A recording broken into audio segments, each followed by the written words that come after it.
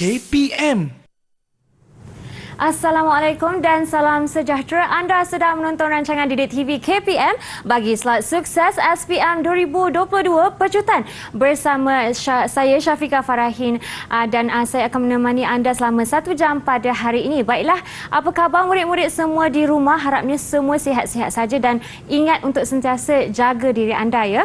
Baiklah, hari ini istimewa buat mata pelajaran biologi terutama bagi calon-calon SPM 2022 kerana kita akan beri fokus kepada kertas 1 dan juga kertas 2 bahagian A. Tapi sebelum kita memulakan, jom kita lihat siapakah guru kita pada hari ini.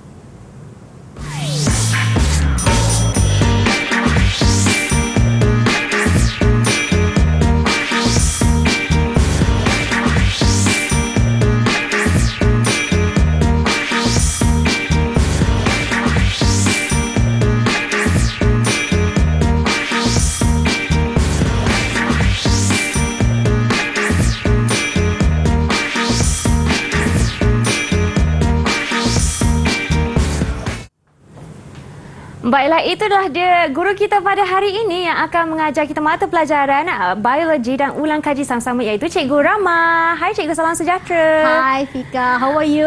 I'm good Cikgu dan sangat sihat hari ini dan Cikgu sangat manis orangnya. Oh, terima kasih. Sama-sama Cikgu. Tapi sebelum kita mulakan Cikgu, saya ingin memperkenalkan juga juru bahasa isyarat kita pada hari ini iaitu Cikgu Kulina dari SMK Sultan Abdul Samad Petaling Jaya, Selangor. Hai Cikgu Lina. Selamat datang. Baiklah, terima kasih kerana berada bersama kami pada hari ini.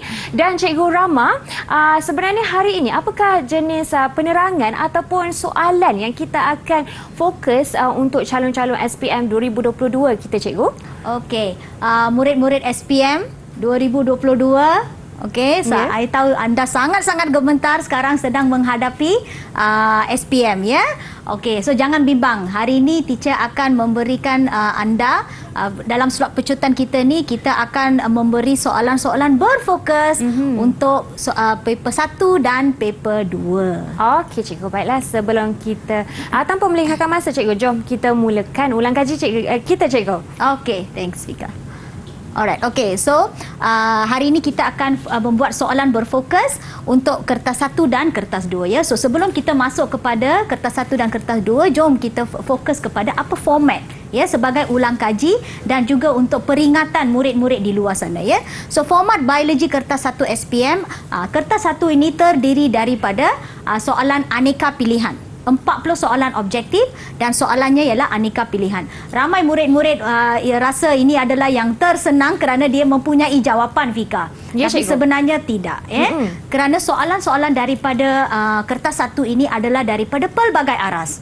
Dia bukan aras senang sahaja tapi dia ni terdiri daripada pelbagai aras. Ya. Okey, jumlah markah untuk soalan kertas 1 adalah 40 markah. Banyak juga Fika. Ya, markahnya banyak ya. tu, Cikgu. Okey. So, untuk contoh, hari ini kita akan fokus sedikit untuk paper 1 ya. Okey, ini adalah satu contoh di mana soalannya dia mempunyai 4 pilihan. Okey, so sampel R diuji dengan larutan Benedict. Ini adalah daripada chapter 4, bab 4, tingkatan 4 ya. So, ia menghasilkan mendakan merah bata. Apakah R? So, ini adalah satu contoh di mana soalan objektif mempunyai 4 pilihan. Yeah? So, laktosa, sukrosa, glycogen dan selulosa. Okey. So, ini pun juga merupakan satu soalan daripada menengah rendah Fika. Ya, Ingat, biologi, semua soalan sains daripada subjek sains ini sebenarnya adalah kesinambungan daripada menengah rendah. Banyak kali teacher pun sudah bagi tahu ya.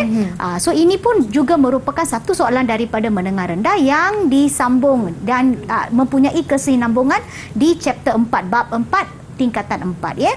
So, jawapannya adalah laktosa. Kerana hanya gula penurun sahaja yang akan memberikan result atau keputusan di mana dia akan memberi mendakan merah bata. Ya. Okey, soalan seterusnya. Ini merupakan soalan yang kompleks sedikit. Fika boleh nampak tak? Tadi dia hanya mempunyai 4 pilihan. Ya, Cikgu. Tetapi di sini dia mempunyai 4 pilihan ya. Tetapi dalam pilihan tu dia ada gabungan pula. Okey.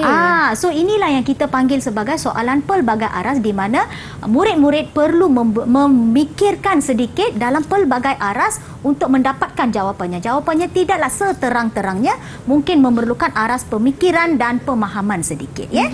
Alright. Raja di bawah menunjukkan aras hierarki organisma. Okey, hierarki organisma ini semua adalah dari bab biodiversity tingkatan 5 sebenarnya. Okey, yang manakah benar tentang P, Q, R dan S. So di sini kita telah memberi hierarki, and bukan semua hierarki itu kita telah labelkan. Dia telah dilabelkan P iaitu kingdom, kelas, Q kelas, R order dan spesies sahaja. Lain-lain kita tidak labelkan. So bermaksud murid-murid perlulah fokuskan pengetahuan dan kemahiran dan pemahaman mereka kepada 4 hierarki, bahagian di dalam hierarki ini, ya. Okey, kemudian nampak tak dia pilihan mereka ni mempunyai jawapan yang panjang-panjang. So ini yang akan menyebabkan murid terlalu macam mana, dia macam confused lah. Okey. So P mempunyai bilangan organisma terbanyak. Because P adalah kingdom, alam yang paling besar. So bermaksud ini adalah jawapan yang betul. Okey, organisma-organisma di Q berkongsi lebih banyak ciri sepunya. Apa maksud ciri sepunya? Ciri yang sama berbanding organisma-organisma di R. Okey, Q ini lebih besar daripada R. So bermaksud mereka punya kumpulan ini lebih besar. Q ini lebih besar kumpulannya, R adalah lebih kecil kumpulannya. So itu yang menyebabkan Q berkongsi ciri sepunya, lebih banyak ciri sepunya berbanding organisma R. Okey, R mempunyai bilangan spesies. Yang ini salah lah, kerana R ini ialah lebih kecil kumpulannya. So mereka berkongsi lebih banyak ciri sepunya berbanding Q, di mana dia mempunyai kumpulan yang lebih besar. Okey, contohnya macam dalam kelas kita kata, okey, siapa murid 5 kenanga, kan? Okey, so lepas tu dalam 5 kenanga tu siapakah prefect atau pengawas, lagi kecil. Dia jadi lebih kecil. So ciri-ciri sepunya tu lebih prominent atau lebih banyak di dalam R berbanding Q. So ini adalah pernyataan yang salah. Beginilah kita perlu menjawab soalan sebegini. Kena baca dengan teliti dan tanda satu-satu. Okey, R mempunyai bilangan spesies yang lebih daripada P dan Q. Oh, tidak. Kerana R ini lebih kecil. Bermaksud mereka punya kelompok ini adalah lebih kecil. Dalam pengawas itu kita ada juga badan tertinggi, betul? Ya, betul. So seperti itu. So yang ini pun adalah pernyataan yang salah, Fika. Okey, so organisma di dalam nombor 4, organisma di dalam S berupaya membiak sesama sendiri dan menghasilkan zuriat yang subur. Ya, itulah satu daripada definisi untuk spesies, Fika. So beginilah kita perlu menjawab soalan yang complicated sedikit. So ini mungkin merupakan jenis soalan yang anda akan jumpa di dalam SPM nanti. So perlu bersedia, ya. So dia gabungan yang kita pilih sekarang adalah nombor 1 dan nombor 4. So jawapan yang betul adalah D. Okey, ini ialah contoh untuk kertas 1 SPM, ya, Fika. Okey, kita akan pergi kepada format biologi kertas 2 pula. Kertas yang paling ditakuti, Fika. Kenapa? Kita akan tengok. Okey, bahagian A struktur tu mempunyai 60 markah, memberi markah 60. And semua soalan ni wajib dijawab, Fika. Kita mempunyai 8 soalan, and 8 soalan ni murid-murid tidak mempunyai pilihan.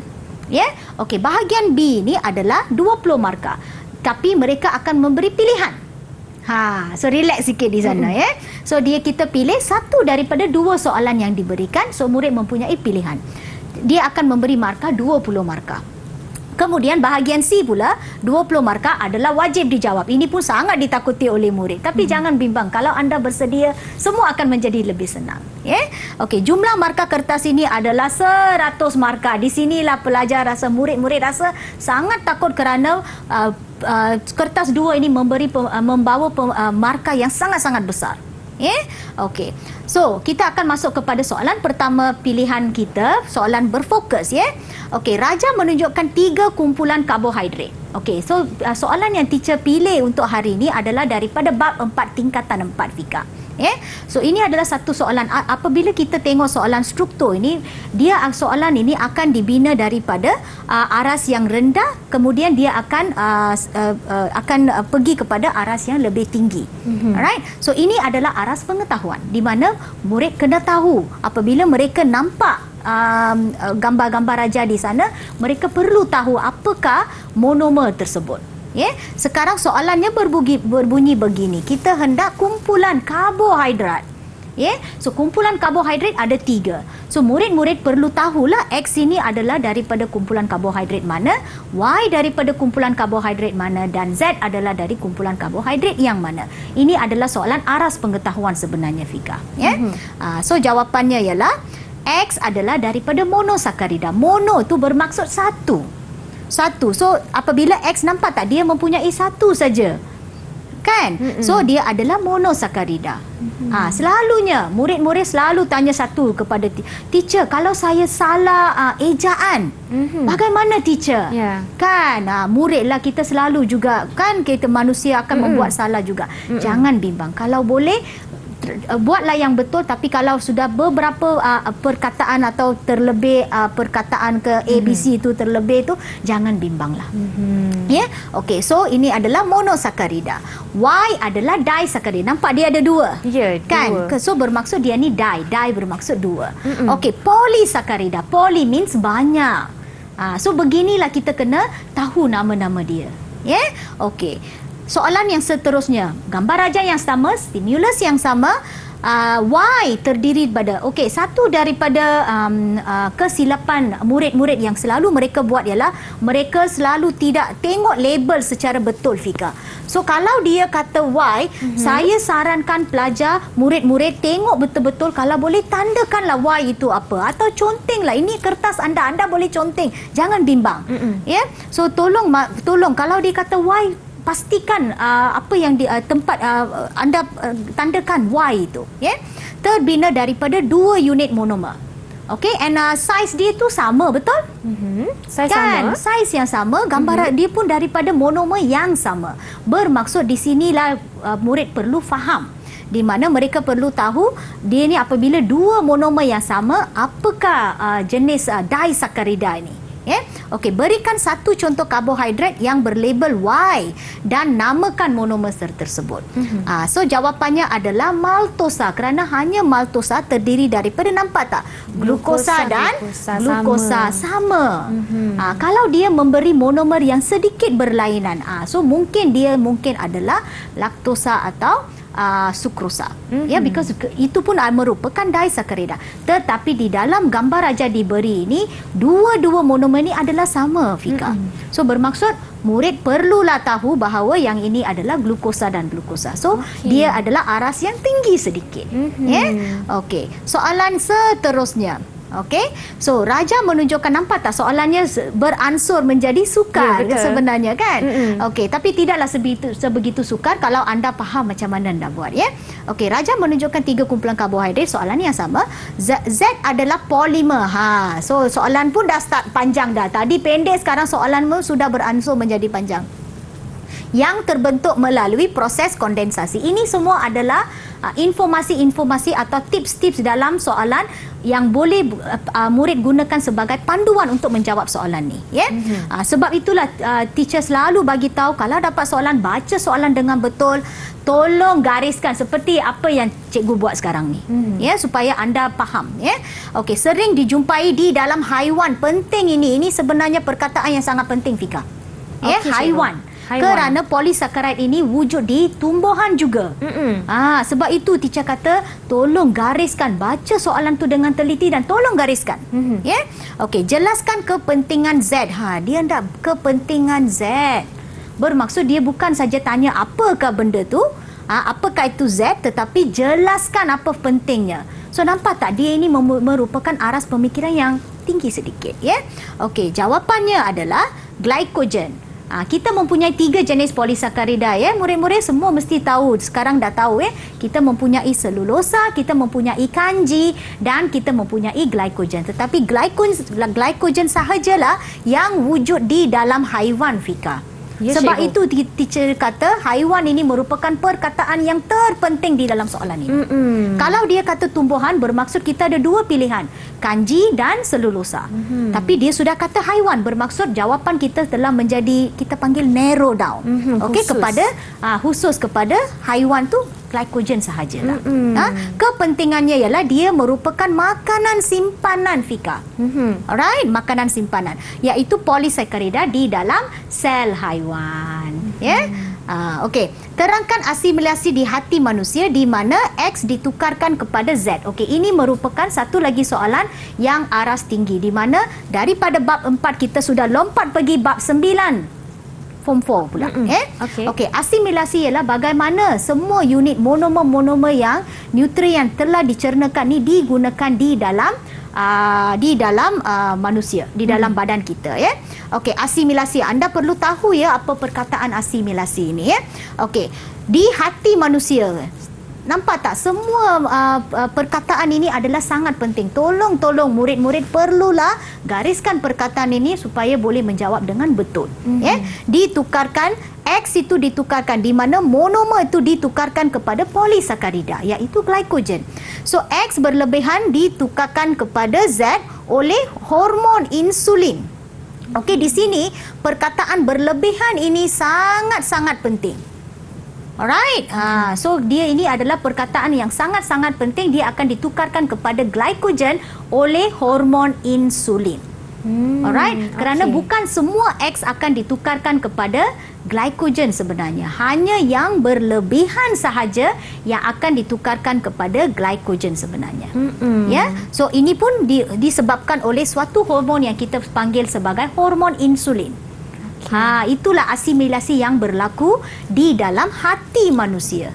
Okey, cikgu. Baiklah, terima kasih. Itulah penerangan mengenai kertas 1 yang terdiri daripada soalan objektif dan juga kertas 2 yang terdiri daripada 8 soalan wajib jawab semua, ya, yang bernilai 60 markah. Jadi saya petik kembali pesanan Cikgu Rama sebentar tadi, baca soalan dengan teliti dan gariskan kata kunci atau kehendak soalan. Jadi sekarang ini kita akan berhenti berehat seketika dan kembali selepas ini di Sukses SPM 2022 Pecutan. Didik TV KPM. Didik TV KPM. Baiklah, calon-calon SPM 2022 semua, jom kita ulang kaji pecut sama-sama bersama Cikgu Rama pada hari ini bagi mata pelajaran biologi, dan kita fokus kepada kertas 1 dan juga kertas 2 bahagian A. Tapi kali ini kita akan fokus juga kepada soalan struktur, Cikgu. Dan adakah soalan struktur ni dia juga mempunyai aras yang akan menaik? Ya, sebenarnya begitulah soalan dibina untuk SPM kalau kita nampak. So dia daripada soalan yang senang, dia akan beransur menjadi aras pemikiran. Dia akan menggunakan aras pengetahuan, kemudian kefahaman, kemudian aras aplikasi dan seterusnya. Aras dia akan meningkat apabila nombor soalan itu meningkat, Fika. Okey, Cikgu, jom kita mulakan. Okey. So untuk segmen soalan berfokus kita yang seterusnya adalah daripada bab 8. Tingkatan 4. Okey. So raja menunjukkan alveolus dan kapilari darah. Fika ingat lagi tak gambar raja seperti ni? Pernah Ingat, nampak? Cikgu, Ingat selalu lagi. nampak dalam buku teks ni. Because ini soalan ini bukan saja dari bab ini, bukan saja di menengah atas biologi, namun dia ada juga di tingkatan 3. Ya, alright. Okey, so soalannya berbunyi sebegini, ya. Namakan proses pertukaran gas. Okey, proses pertukaran.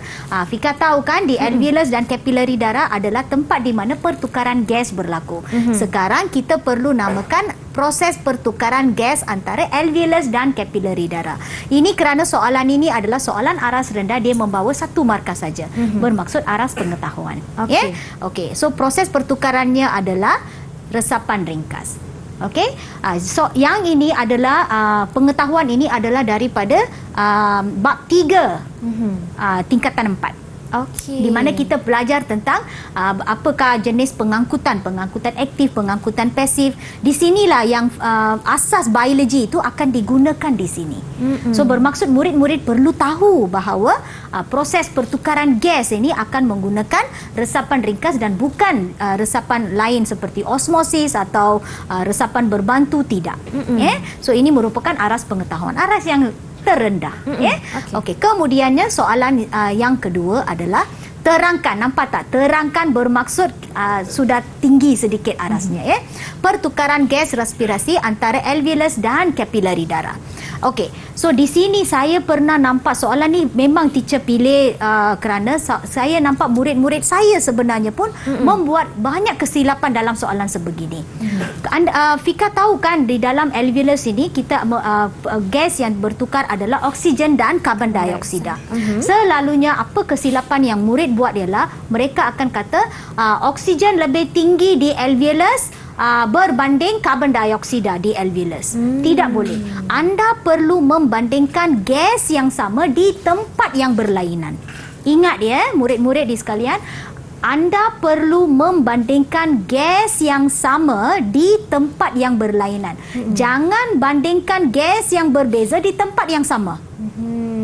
Itu satu kesilapan murid yang selalu buat. Sebab itu teacher pilih soalan ni sebenarnya. Okey, cara menjawabnya adalah tekanan separuh oksigen lebih tinggi. Nampak tak? Lebih tinggi di alveolus.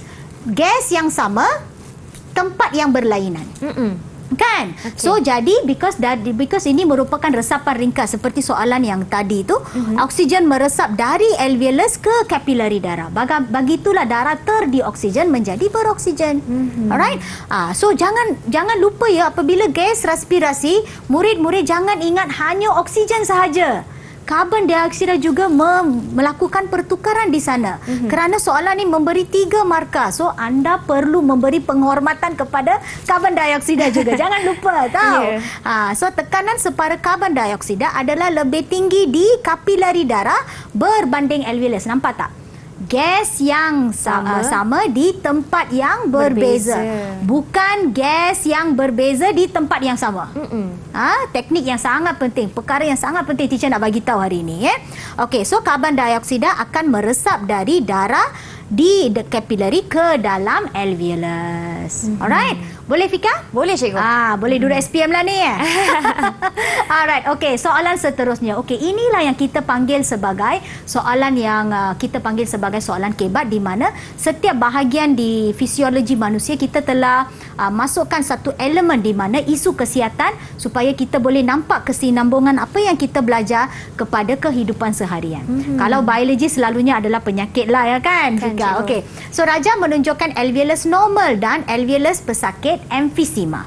Okey, ada 2 jenis alveolus. Yang di sebelah sana tu adalah alveolus yang normal, manusia yang normal. Di sini pula adalah alveolus pesakit emfisema, alveolus yang rosaklah sebenarnya. Okey, terangkan mengapa pertukaran gas menjadi kurang efisien bagi pesakit yang menghidap penyakit emfisema. Alright? Kenapa dia menjadi sukar? Kenapa dia tak sama seperti alveolus di normal? Okey, ini kerana apabila pesakit yang menghidapi emfisema ni, alveolus mereka hilang kekenyalan. Apabila gas masuk, sebenarnya alveolus ini akan mengembang untuk to accommodate, I tak tahu macam mana cakap lah, accommodate the gas itu. Tapi apabila pesakit emfisema ni, alveolus mereka tu tidak boleh berkembang. Kerana dia dah hilang kekenyalannya. Ya, kerana saiznya bertambah. Alveolus kita ni sebenarnya seperti biji-biji anggur yang kecil. Apabila kita tiup belon tu, dia akan mengembang. Tapi apabila alveolus pesakit emfisema ni, mereka semua akan bergabung menjadi satu belon besar pula. Bukan lagi kecil-kecil. Macam berbengkak. Apabila saiz bertambah, jumlah luas permukaan pun akan bertambah Fika. So ini menyebabkan tidak banyak gas boleh merentasi alveolus ke dalam kapilari dan sebaliknya.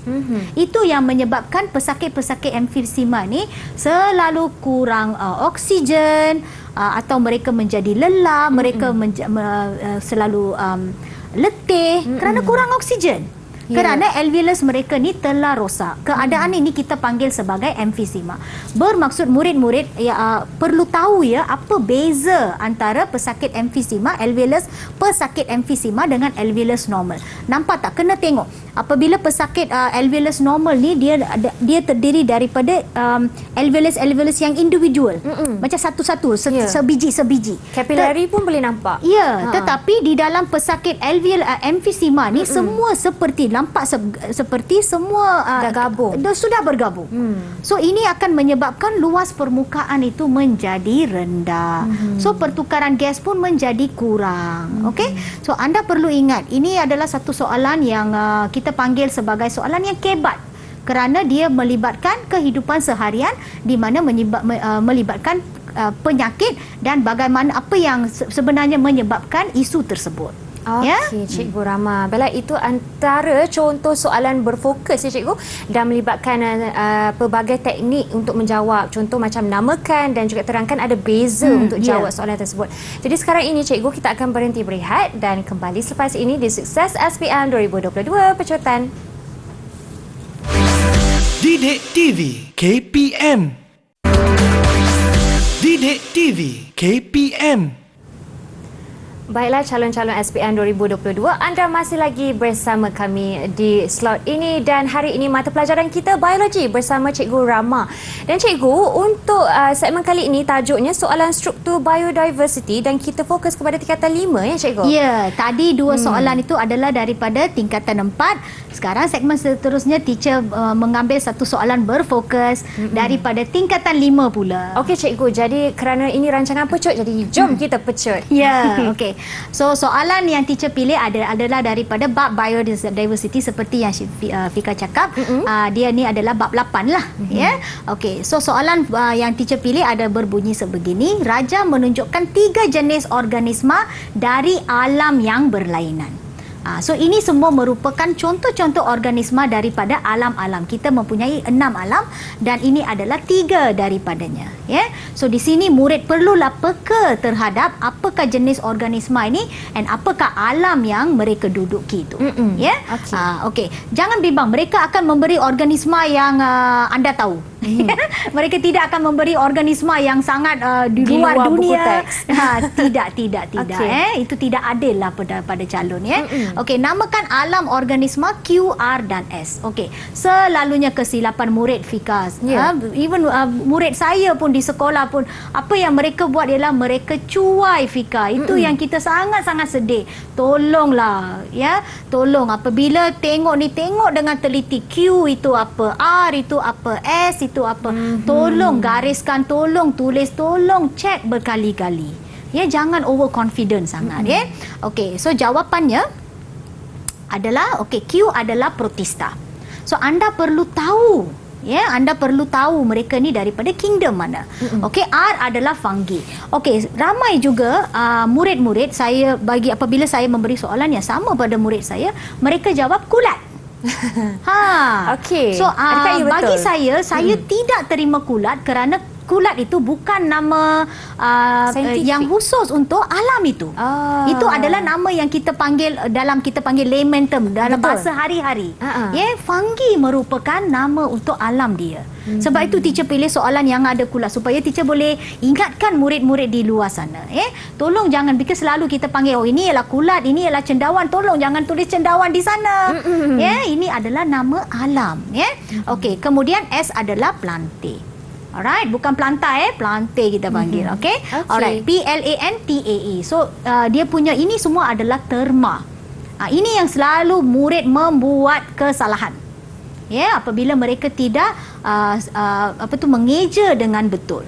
Ya, tetapi ini semua adalah terma. Apabila terma perlulah betul. Ya. Okey. The next one. Okey, raja menunjukkan samalah soalan yang samalah ya. Okey, nyatakan 2 ciri. Soalan ni masih merupakan soalan aras rendah lagi Fika kerana dia kata nyatakan.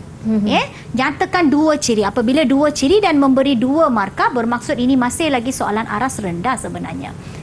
2 ciri organisma yang tergolong di alam yang sama. Alam yang sama seperti organisma Q. So bermaksud anda perlu tahu organisma Q ini daripada alam yang mana dan juga tahu apa ciri organisma di dalam alam itu. Okey, walaupun dia nyatakan sebenarnya dia sudah tertinggi sedikit.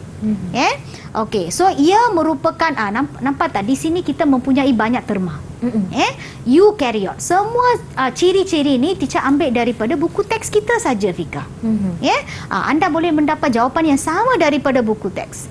Okey, merupakan organisma eukaryote. So anda perlu tahu apa itu organisma eukaryote. Organisma eukaryote adalah organisma yang tidak mempunyai membran. Okey? Yang mempunyai membran, tidak mempunyai membran adalah prokaryote. Eukaryote bermaksud dia mempunyai membran. Dia sudah level dia sudah tinggi sedikit daripada prokaryote.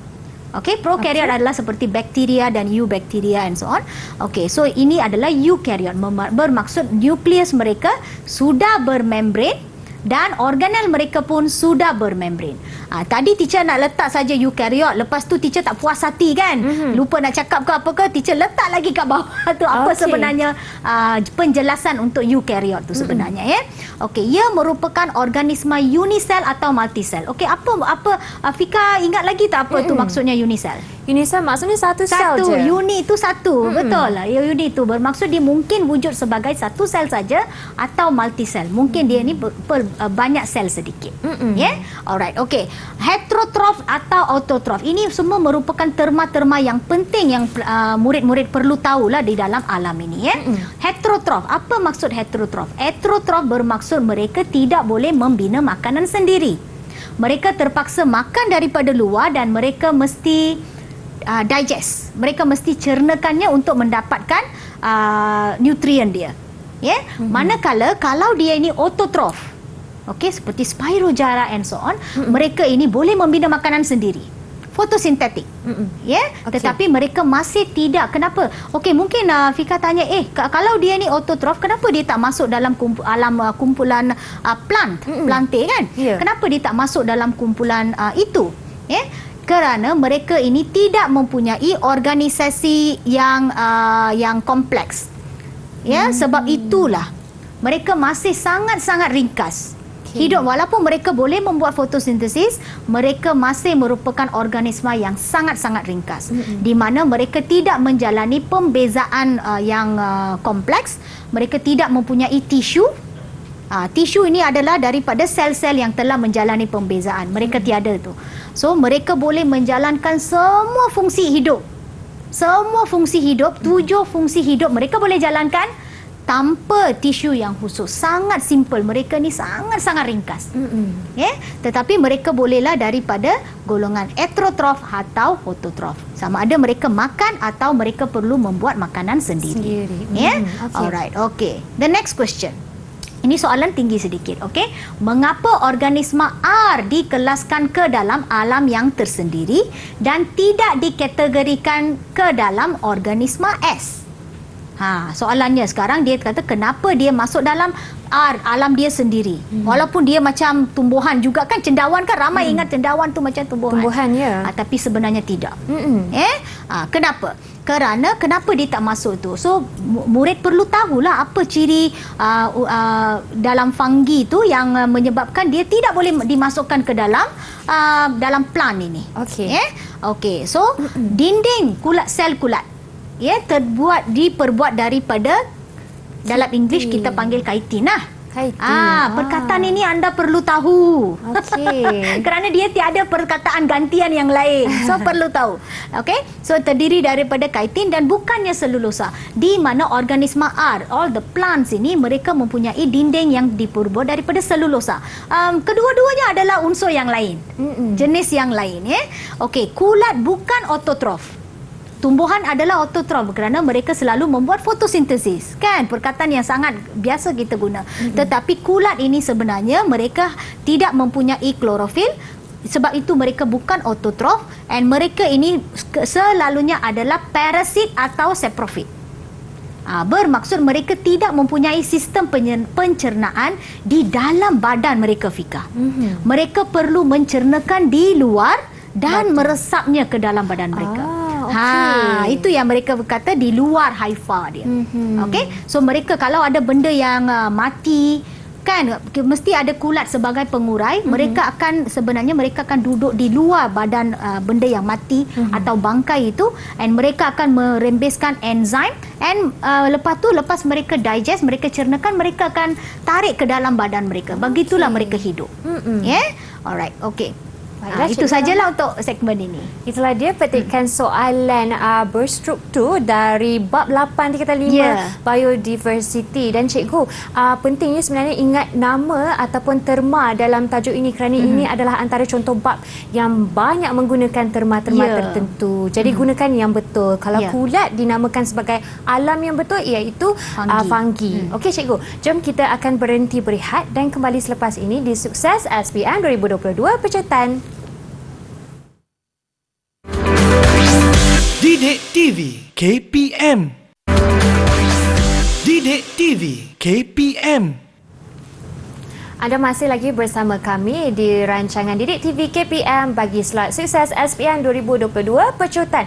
Dan segmen kali ini, Cikgu Rama, mata pelajaran kita biologi, kertas 1 dan juga kertas 2 bahagian A. Tapi segmen kali ini, apa yang kita akan belajar, Cikgu? Okey, segmen kali ini soalan berfokus yang teacher pilih adalah daripada bab 12 tingkatan 5. Okey. Alright, okey, bab 12 tingkatan 5 bertajuk variasi. Yang terakhir, Cikgu? Bukan. Dia ada satu lagi. Kita ada 13 bab di dalam tingkatan 5. Ini adalah bab yang kedua terakhir. Okey, Cikgu. Second last. Jom, Cikgu. Alright, okey. Raja menunjukkan karyotip individu yang mempunyai penyakit genetik yang disebabkan oleh mutasi. Mutasi adalah satu bahagian yang sangat-sangat penting di variasi kerana satu daripada faktor yang menyebabkan variasi adalah mutasi. Kita selalu ingat mutasi itu tak baik. Sebenarnya tidak. Mutasi itu adalah merupakan satu daripada ciri di mana dia menyebabkan organisma itu boleh evolve. Kan dia boleh evolve supaya dia boleh adapt, dia boleh kemandirian dia kepada alam sekitar yang sentiasa berubah sebenarnya. Okey, so kita masuk pada soalan. Nyatakan penyakit yang ditunjukkan di dalam raja. Okey, Fika. Soalan ini nampak macam kita bagi gambar raja saja. Bermaksud murid kena tahu daripada karyotip itu. Mereka mesti tahu bagaimana untuk mengenal pasti apa masalah karyotip itu. Okey, kalau kita Fika tengok semua karyotip nombor 1, nombor 2, nombor 3, nombor 4, semua itu mempunyai hanya 2 kromosom, betul? Okey, betul. Okey, boleh tak Fika fokus kepada nombor 21? Kenapa dia ada 3? Ada 3 kromosom, Cikgu? Itulah dia. Itu yang murid-murid kena tengok. Okey, kalau dapat soalan sebegini, mereka memberi gambar raja, bermaksud anda mestilah scan. Scan dulu gambar raja itu. Kadang-kadang jawapannya terletak pada gambar raja itu. Okey. So, yang ini adalah nampak tak nombor 21 mempunyai 3 kromosom. Ini merupakan sindrom Down. So, soalan aras pengetahuan, tetapi dia memerlukan kemahiran yang tinggi juga di mana anda perlu kenal pasti apakah masalah di karyotip itu. Selalunya karyotip yang normal itu apa yang perlu ada, dan kenapa yang ini lain sedikit daripada karyotip yang normal. Okey. Okey, soalan yang kedua daripada stimulus yang sama juga, apakah jenis mutasi? Okey, di dalam mutasi ni kita ada 2 jenis mutasi sebenarnya, mutasi kromosom dan mutasi gen. So di sini murid-murid perlu tahu, sindrom Down ini melibatkan perubahan nombor kerana nombor 21 sudah mempunyai 3 kromosom. Sepatutnya perlu ada 2 kromosom, betul? Sekarang dia sudah mempunyai 3 kromosom. Bermaksud bilangan kromosom tidak normal lagi, telah menjadi tambah 1. So apakah jenis mutasi? Adakah dia mutasi gen atau mutasi kromosom? Okey, jawapan dia adalah mutasi kromosom kerana bilangan. Okey, mutasi kromosom sama ada yang berbeza adalah struktur. Okey, struktur kromosom atau bilangan kromosom. So anda perlu tahu. Okey, struktur kromosom atau bilangan kromosom dia telah menjadi berbeza berbanding yang normal. Alright, di sini kerana bilangan dia telah bertambah, kita panggil dia sebagai mutasi kromosom. Okey, soalan yang seterusnya. Terangkan bagaimana mutasi kromosom boleh menyebabkan sindrom Down. Teacher selalunya dalam soalan dia tidak akan memberi mutasi kromosom dalam soalan tu. Kerana kita untuk slide teacher bagilah jawapan mutasi kromosom di ni supaya kita tak perlu pergi kepada slide yang sebelum itulah boleh menyebabkan sindrom Down. Bermaksud di sini murid perlu terangkan bagaimana sindrom Down ini terjadi. Okey, semua jawapan ini adalah daripada buku teks sebenarnya. Okey, so dia melibatkan kegagalan nombor 21, kromosom nombor 21 untuk terpisah semasa meiosis. Di sinilah kita punya pengetahuan daripada asas biologi, iaitu chapter 6, mitosis meiosis kan. So di sinilah anda perlu gunakan pengetahuan itu untuk menjawab soalan ini. Okey. Semasa meiosis anafasa selalunya kromosom homolog akan berpisah atau kromosom beradik kembar akan berpisah. Tapi di sini apa berlaku? Mereka tidak berpisah. Mereka tidak berpisah. So situasi itu kita panggil sebagai tak disjungsi. Nampak pelik sikit. Ini adalah terma-terma dia. Anda perlu tahu, So tidak disjungsi. Non-disjunction. Kalau bahasa Inggeris kita panggil sebagai non-disjunction. And satu lagi masalah apabila soalan sebegini diberikan kepada murid saya ialah kita sudah bagi dia sebagai sindrom Down. Bermaksud masalahnya adalah di kromosom nombor 21. Apabila anda jawab, janganlah terlalu general. Kan? Cikgu akan kata, kenapa jawapan kamu tidak spesifik? Kerana soalan tu sudah terjurus kepada sindrom Down. So anda mesti bagi tahu di mana non-disjungsi itu berlaku. Ketidak disjungsi itu berlaku di mana. Anda perlu tahu. So always kena bagi tahu kromosom nombor 21. Kromosom nombor 21. Okey. So sebab dia tidak berpisah, keadaan ini akan menghasilkan gamet dengan dua salinan kromosom 21. Sebenarnya setiap gamet hanya perlu ada satu saja. Tetapi kerana dia tidak berpisah, mereka end up in the same tu. Nombor 21 sekarang teacher lukislah dekat sini kan, nombor 21 sekarang dia sudah mempunyai dua kromosom, sepatutnya satu saja. So apabila contohnya lah kan, ovum ini disenyawakan oleh satu sperma yang 21, dia mempunyai satu kromosom. Apabila dia tersenyawa, bermaksud sekarang kromosom nombor 21 mempunyai 3 lah pula kromosomnya. So selalunya saya rasa kan murid apabila diberi soalan, kadang-kadang idea mereka ada. Itu yang saya teacher boleh rasa, mereka idea mereka ada, tetapi mereka tidak tahu bagaimana hendak menulisnya. So ini semua memerlukan latihan. Dia tidak akan apabila anda baca, apabila anda kena tulis berkali-kali, jawab pelbagai soalan, baru anda boleh jawab soalan sebegini. Kadang-kadang idenya ada, apabila mereka tidak menggunakan terma yang betul, tidak menggunakan teknik yang betul, itu yang menyebabkan murid-murid ini tidak mendapat markah. Jawapan menjadi terlalu general yang cikgu panggil tidak spesifik. Okey. So apabila gamet tersebut disenyawakan oleh gamet yang normal, zygote yang terhasil mempunyai 3 kromosom di nombor 21. So bilangan dia telah bertambah. Tapi advice teacher ingin ingatkan berkali-kali, apabila dia telah memberi sejenis penyakit, bukan penyakit ini saja Fika, kita ada Down syndrome, kita ada Klinefelter, kita ada syndrome Down, Klinefelter-Turner, ini semua adalah masalah sama juga.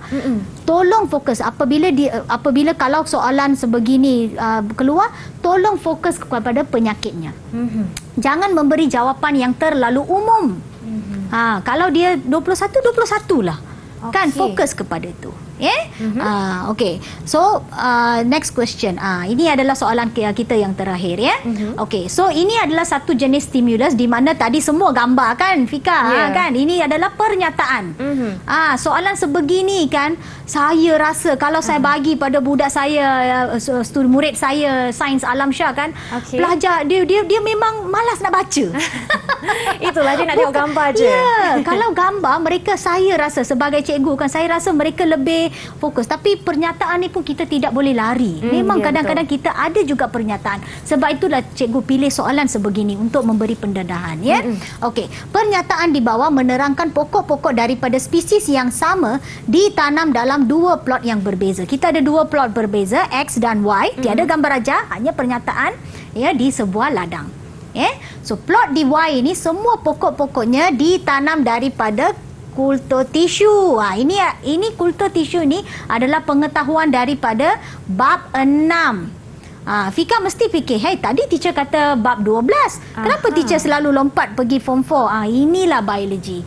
Kadang-kadang asas yang kita belajar daripada form 4 itu juga kita akan bawa ke tingkatan 5 dan tingkatan fisiologi dan so on untuk sebagai because itu adalah asas. Ya, betul. Okey. So kultur tisu ni anda perlu tahulah kultur tisu itu apa, ya. So daripada yang sama. Ini dia, ini keyword dia ni. Ini yang paling penting, sama, mereka ni sama. Manakala pokok-pokok yang di plot Y pula ditanam daripada biji benih. So biji benih ini merupakan pembiakan seks, Fika. Okey, pembiakan seks selalunya akan memberi variasi. Okey, manakala kultur tisu tidak akan memberikan variasi. Alright, mungkin Fika tanya, kenapa cikgu nak kalau macam tu kenapa kita tak guna biji benih saja? Kerana kadang-kadang untuk komersial, untuk tujuan komersial ni kita nak spesies itu jugalah, kita tak nak spesies lain. Kita nak yang sama je. So apa yang mereka buat, mereka akan gunakan konsep kultur tisu supaya boleh memperbanyakkan spesies yang mereka inginkan itu. Okey, cikgu. Tapi masalahnya ladang, inilah situasi dia sekarang. Ladang itu dijangkiti suatu penyakit. Kan, penyakit corona ke apa, saya pun tak tahulah kan. Penyakit yang mengakibatkan semua plot X itu mati. Walaupun dia itu special mana pun, semua mati, Vika. Kenapa? Alright. Ini disebabkan pokok-pokok dihasilkan melalui pengklonan. So mereka mempunyai ciri yang sama seperti induk. Kalau dia daripada yang asas yang sama, semua itu adalah yang sama. So itu menyebabkan mereka tiada variasi. Kalau dia tiada variasi, kalau ada satu penyakit, semua akan hilang. Because mereka tidak mempunyai daya tahan terhadap penyakit itu. Sebenarnya itu sebabnya teacher pilih soalan ni, kerana variasi itu adalah mutasi, itu semua merupakan satu daripada kemandirian. Kerana apabila kita mempunyai genetik yang berbeza, kita mempunyai variasi akan menyebabkan kita ni lebih adapted lah kepada environment. So klon itu mempunyai daya rintangan yang sama saja. So apabila ada satu penyakit baru, penyakit kan dia macam-macam, always ada yang benda-benda yang baru, berkembang yang baru. Apabila dia tu, mereka tidak berupaya untuk melawannya kerana mereka mempunyai genetik semua sama. Tetapi yang biji benih, kerana dia ini merupakan pembiakan seks, dia ini mempunyai variasi, Fika. Itu sebabnya dia boleh melawan, bukan semua, tapi adalah beberapa yang mampu bertahan dalam situasi yang tidak diingini inilah. Ya. Beginilah cara untuk kita menjawab soalan ni. Sebenarnya pemahaman sangat-sangat penting. Satu lagi, apa yang teacher rasa mungkin murid-murid di sana untuk bio, idenya ada, tapi mereka tidak tahu bagaimana hendak menulis. Semua ini akan it comes with practice. Okey, dia tak ada laluan pendek, no scenic road, no shortcut. Anda perlu latih diri buat banyak soalan sebegini, baru anda boleh tahu macam mana nak tulis. Betul, cikgu, saya setuju. Sebab cikgu sebutkan idea tu ada, tapi orang kurang faham teknik terbaik untuk menjawab, atau mereka menjawab secara cikgu. Umum. Okey, cikgu, boleh tak kita dapatkan sedikit rumusan ringkas daripada Cikgu Rama? Silakan. Alright, okey. So untuk kertas 2, okey, because yang ini adalah pecutan. Untuk kertas 2 ini, ingat, bukan saja anda perlu tahu konten. Konten tu sangat penting, kandungan. Bermaksud anda perlu ada pengetahuan, tetapi teknik juga adalah sangat-sangat penting. Okey, teknik semua bagaimana untuk menjawab soalan struktur, soalan esei telah teacher berikan dalam slot sukses yang sebelum ini. So saya harap murid-murid bolehlah, cikgu-cikgu pun tolonglah tekankan teknik ini, bukan sahaja pengetahuan, ya, tetapi juga teknik-teknik ini untuk murid-murid kita supaya mereka tahu bagaimana untuk menjawab soalan ni dengan untuk mendapat markah yang paling maksimum lah. Ya, betul. Pengetahuan sahaja tak cukup, teknik penting. Okey cikgu, betul. Saya setuju. Terima kasih Cikgu Rahmah kerana berkongsi ilmu dan juga teknik cara menjawab soalan secara fokus pada hari ini, dan tidak lupa juga kepada juru bahasa isyarat kita Cikgu Lina. Kepada anda yang terlepas hari ini, sesi ulang kaji hari ini boleh mengikuti laman sesawang YouTube kita Didik TV KPM. Baiklah, kepada semua calon-calon SPM 2022 bagi mata pelajaran biologi kertas 1 dan 2 bahagian A, saya ucapkan semoga anda cekal mengulang kaji dan mendapat skor yang cemerlang dalam SPM kelak. Sehingga kita berjumpa lagi. Assalamualaikum dan salam sejahtera. Saya Syafiqah Farahin. Bye.